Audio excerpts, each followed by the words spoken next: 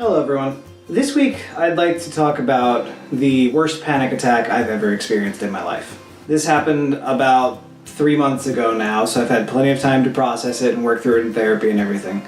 So don't worry, I'm cool, I'm good.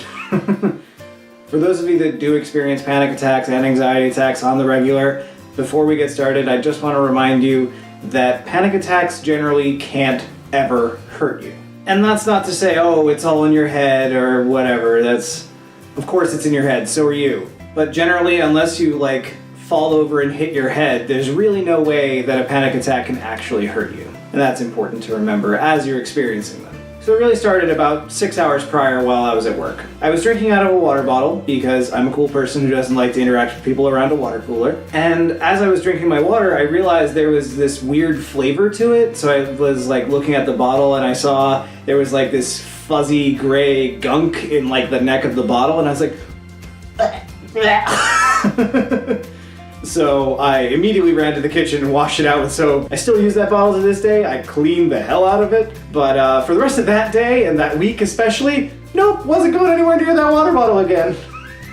And I normally don't get any sort of health phobias or anything like that. I don't have OCD. So I get back home, I do dinner, I go to sleep. Everything's fine. I'm asleep for a few hours and I wake up in the middle of the night and my abdomen is in excruciating pain. It sort of felt like having to pee, but painfully needing to pee, as if you'd been holding it for hours. So I'm getting out of bed at 3 in the morning and my significant other's like, are you okay? They know what I went through earlier that day and they're like, oh boy, this is it, he's dying. and all I could muster because of the blinding level of pain was, no, something's happening. Which is kind of the worst way to communicate the feeling that something is wrong with you and not alarming your partner. But I did have the wherewithal to take my phone with me, so if something was really, really wrong, I could FaceTime them or call them or text them and let them know what the status is. So I get into the bathroom and I pee, and it hurts like hell. I really thought I might be passing a kidney stone or something. Having never experienced that, how should I know? So I'm like, okay, I've peed, that should be it, right? And my body's like, no, now you need to do the other thing. And so I sit down and I'm just sweating, just bullets. And all through this, I failed to mention, my ears were ringing so intensely that I basically couldn't hear anything. It was just this high-pitched whine of just constantly, totally blocking out any ability to hear much of anything. And the whole time I'm in such a degree of pain that I'm like, oh my god, am I gonna puke? Because I was feeling like I would vomit just from the pain, but also my body was screaming, get everything out, something's really wrong.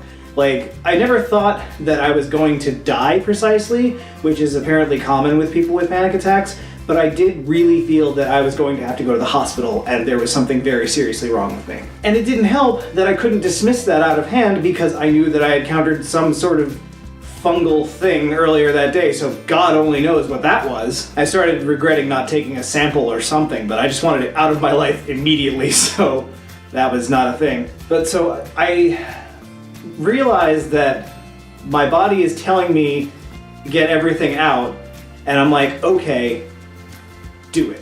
Whatever you're gonna do, body, let's do it. And I found myself in the position of nothing is happening. So I said, okay, this is probably a panic attack because I was giving my body everything that it needed. It was saying, I need to go to the bathroom. I'm in the bathroom. I need to puke. Here, puke here. I'm giving it everything it's asking for, and it's not getting better. Which fortunately I was able to think of at the time as being, that's not normal. Normally, if I was physically ill, giving up would be the way to let that get over with. Like when you're sick and you feel like you have to puke, you feel better after puking. Except I wasn't puking. So I eventually worked my way onto the floor and just closed my eyes and tried to just steady my breathing, because by this point I was freaking out. I'm gonna have to go to the hospital, something's very wrong with me, this is not good, I might be in some serious medical trouble. So as I'm sitting there, focusing on my breathing, I can hear again, I can breathe again, I stop sweating as intensely, and everything eventually settles down. And you'd think that would be the end of the story, but of course, try to sleep after that, knowing that for several minutes you felt that you were very seriously ill and were going to have to go to the hospital. It's extremely draining. I can't even fully describe to you how exhausting it is to be fighting your own body. And it sucks, because it had been a few weeks at least since I'd had any panic attack whatsoever, and it sucks feeling like you're falling back on your progress because you had this really bad experience. But that's the way that dealing with mental health works. You're gonna have bad days. You just have to accept it. The more you try to fight it, the worse it's gonna get, because that's what it's trying to do. It's trying to tell you, pay attention, alarm, red flag, hello, and ignoring it isn't really an option. So you just, I guess, have to deal with it.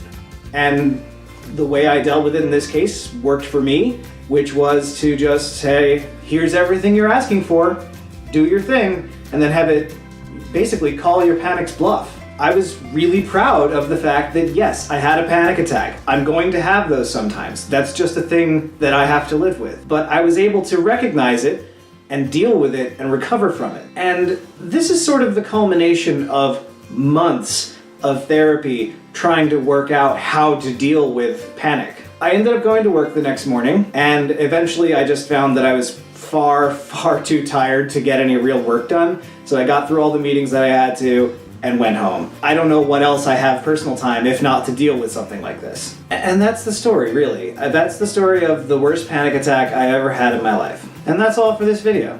Thanks for stopping by. I hope you enjoyed it. I certainly didn't, but it's good to talk about it. And I feel that it's important for those who do suffer panic attacks to know that they are not alone, and it really sucks, and to try to communicate to people that don't have this what it feels like. I feel like we could all do better learning from each other, and I hope that's interesting.